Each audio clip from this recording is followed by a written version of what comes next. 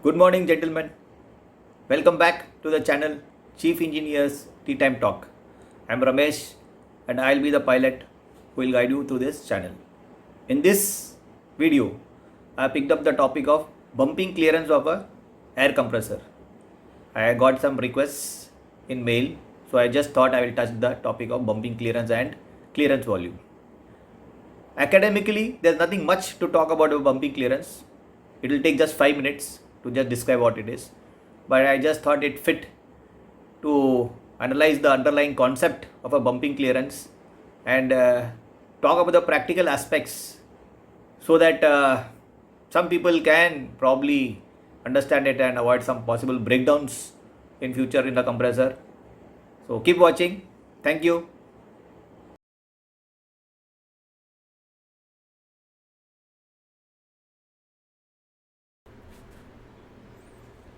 So you had a look at the cartoon, thought about it. Are you still wondering? Yeah, but it is true. We'll talk about it in this video.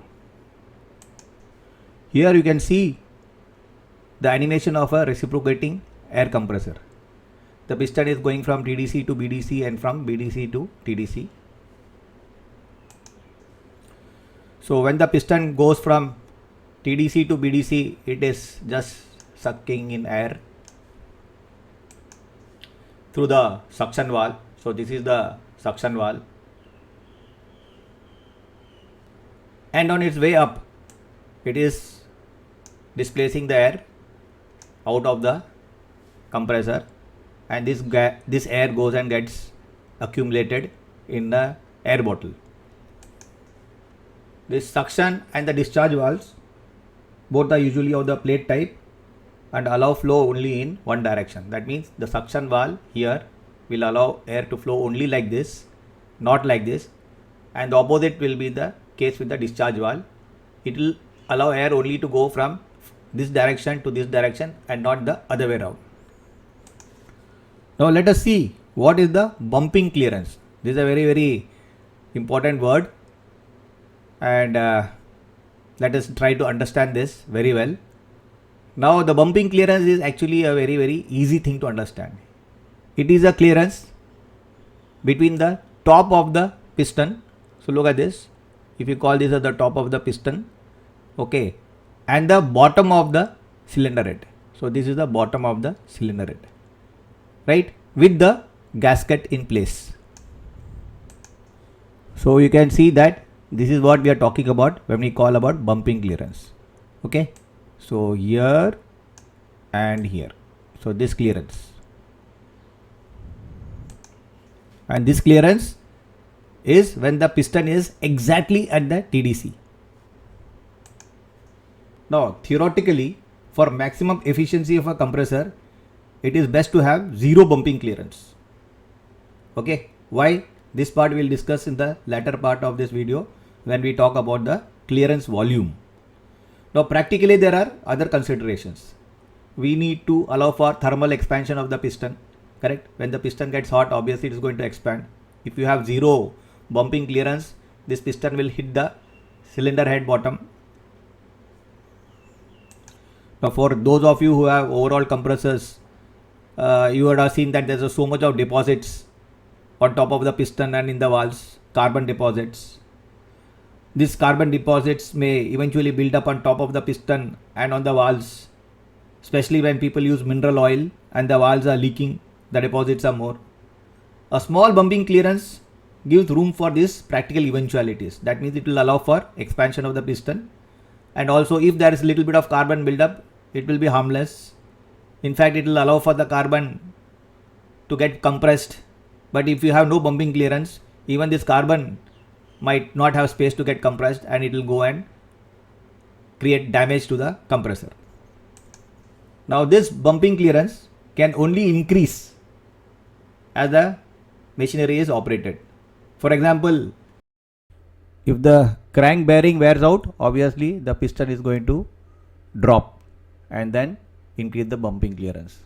Similarly, when this gudgeon pin bush wears out, obviously the piston is going to drop down and increase the bumping clearance. If the main bearing gets worn out little bit, obviously it will result in the piston going down. So you see in every case, the bumping clearance will only increase. But these wear down limits of all these bushes and bearings are so less that it really won't affect the performance of the compressor in terms of its pumping capacity. Before it starts showing up on the performance, the compressor anyway would have tripped on low lube oil pressure and other safety features. Once a compressor is made, the bumping clearance cannot decrease. Okay, a decrease in bumping clearance is usually man-made, or it has to be because of a manufacturing defect. For example, you bought a new piston and the new piston is having more height than the original. It can happen even when you buy OEM spares. Suppose you buy non-OEM spares because you got it cheap. So these things are quite possible. Suppose you bought a con rod, okay, you put some new bearings. So whenever you change these parts and there is a manufacturing defect, it may result in this gap getting reduced. So apart from the manufacturing defect, there are some man-made problems. For example, I have seen many times, you can see some shims here. Now there is no manual which tells you that you should put shims here. At least I have seen many manuals, and to the best of my knowledge, there is no manual which requires you to put shims here. So I will talk about this also in the latter part of the video, why these shims find their place here and how they lead to a compressor breakdown. Now we go to the next part quickly, that is how do you measure this bumping clearance. Obviously you have seen that I have removed the valves and made some arrangement. So the piston should be below TDC, right? And then I can use a lead ball, a lead wire made into a small ball, and then I can try to slip it here, right? There I have slipped it here, right? When there is enough clearance, and then I turn it to the TDC, and then I take it beyond the TDC. Obviously, because of the piston going and crushing the lead ball loosely, remember the lead ball should be loose, okay? It should not be so solidly, densely made into a ball that it will go and piston will not be able to turn. So once this ball has taken the shape of the clearance, you can remove it here, correct? And then keep a vernier ready, right? So there you open it up, and then it's so easy. You just measure this, you measure it, and now this reading what you get is going to tell you the bumping clearance. There's a more conventional method where people really remove the cylinder head, put a ball here, turn it, and then again remove the cylinder head, measure. So of course you can do that, but if you are able to manage it this way, then you will save the effort of doing such a long procedure. Let us see another method where you can try and see if you can measure it directly with the help of a vernier caliper. Our first target is to measure the height from the top of this cylinder head surface to this place, which is the bottom of the cylinder head. See this one, this place. So let us try and do that. There it is coming here, okay, and that's it. So then see this place, you have come to this surface which is in line with this bottom of the cylinder head. So take this reading, right, note it down, and then we are going to go and measure it to the top of the piston. See, now we have measured it to the top of the piston for the same surface. Now we take this reading, and the difference between these two readings obviously is going to be the bumping clearance, right? So which method you choose, it's up to you, whichever you are comfortable. The idea is you are just checking the gap between the top of the piston and the bottom of the cylinder cover. Now how is this adjusted? Again, this is a very tricky question. The question of adjustment should never actually arise and need not arise if one is always using genuine OEM parts. It can only increase, as we had already discussed in the earlier part. Now I am going to tell you how people can do some small wrong things which will result in a big damage of the compressor, all because of this bumping clearance. Now when somebody overhauls the compressor, obviously you remove the cylinder head and you are going to put in a new gasket. So this gasket here, correct? So normally we always put the gasket which is supplied from the maker, but many a times it so happens that we have no gasket, the gasket is damaged. So in fact, even I remember you are forced to cut a steam joint, correct? You can't put a normal gasket which will again blow off, so you put a steam joint absolutely for a temporary measure, just to run the show. Now this steam joint, you might not have the correct thickness, so you will end up putting a thick steam joint. Imagine if you put a thick steam joint here, the cylinder head is actually lifted up a little bit, so the bumping clearance will increase. Now what happens? Some meticulous second engineer decides that let us check the bumping clearance, and he checks bumping clearance is increased. And this guy is very good in theory. He has learned that if the bumping clearance increases, it affects the clearance volume and the compressor becomes less efficient. So in his excitement to restore the bumping clearance, he puts a shim here. See, look at the scene of events. He put a thicker gasket here, bumping clearance has gone up, so he puts a shim here. Correct? Obviously, if you put a shim here between this, in this place, have a look. If you put a shim here, obviously the piston will move up and the bumping clearance is restored. He is very happy. He signs off. After a few months, again compressor gets opened up for overhaul. This time you have the original gasket. Somebody puts the original gasket here. Correct? And then the guy who's opened up the compressor sees that there are some shims here, and he feels, oh, this shim is there for a particular reason, we should not disturb. He puts back the same shim. Now remember what happens. Okay. Can you imagine what happens? There's no more bumping clearance. And if after this nobody checked the bumping clearance, most of the time many people never measure it, because it's unless you do some major change of parts, people don't find it necessary or think that it is necessary to measure these bumping clearances. So if you don't measure and then you are not being careful enough to turn the compressor with your hand to check if it is freely rotating, you just go and give a kick, boom, that's it, the compressor is broken, we have a disaster. So we just learnt about one way of breaking the compressor. Now there are some more ways how you can break a compressor, which we will see. Now why are we concentrating on how to break compressors? Because if you are aware of this, probably you can be more careful. Now let us look at the term called clearance volume and why is it important. Now look at this, the compressor piston is going from TDC to BDC and up, and now I stop it exactly at TDC. Okay, this is the TDC, right? Now clearance volume is nothing but the volume of the air which is trapped when the piston is at TDC. This volume of air can never leave the compressor. It is trapped. It cannot be pumped into the air bottle. Obviously, because the piston can no longer move up, so whatever is there is remaining. Now this air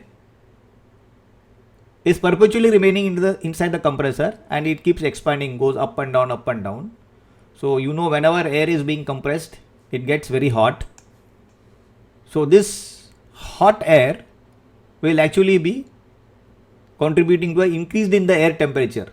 So obviously it will put a lot of load on the coolers. Okay, and I'll give you another angle. If this clearance volume, just to understand it better, suppose it is 10%, a magnified view of the swept volume of the compressor. It means the compressor can suck only 90% of the space available of air, because 10% of the space is already occupied by air which could not be pumped out, right? So obviously that means if I have given a particular volume of the compressor, swept volume, the compressor will be able to pump in only a reduced percentage of that design value, because I have increased clearance volume. Now this clearance volume you can see is nothing but the volume of air trapped. So obviously it will depend on the bumping clearance again. So you can very easily see the diameter of the piston and the clearance here is the one which is the major part of this clearance volume. So if the this clearance is nothing but bumping clearance, so that means if the bumping clearance increases, the clearance volume increases. That is why bumping clearance indirectly has got a very big effect on the efficiency or the throughput of the compressor.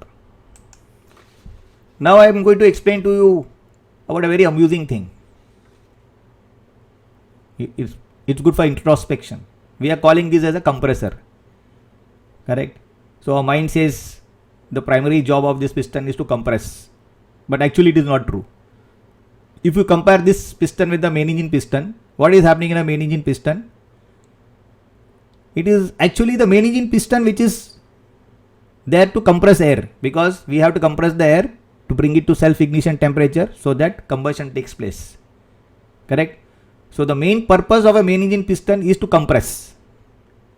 But in a compressor, the main job of the compressor piston is not to compress, it is to displace. That means whatever air is there, it should go out. So compression just happens. Why? Because of back pressure. Because the air bottle is filled up with 20 bar, unless you create 20 bar pressure, it doesn't go inside the air bottle. So eventually the air gets compressed. But the primary function of this piston is to displace. Suppose the air bottle pressure was 0, this guy is not going to compress. Suppose the unloaders were opened up, where is the compression? It is only sucking in air and is putting it back to the atmosphere. There is no compression, it is only displace. So a compressor piston displaces the air, whereas a main engine piston actually compresses the air. But colloquially we say, oh, compressor, it is for compressing, correct? And we don't even think that it is the main engine piston which is actually compressing. So with that we conclude this video. In the subsequent videos, I will pick up this topic of compressor cylinder head overall, what all mistakes people may commit which will lead to damages to the main air compressor. Thank you, gentlemen, for watching this video.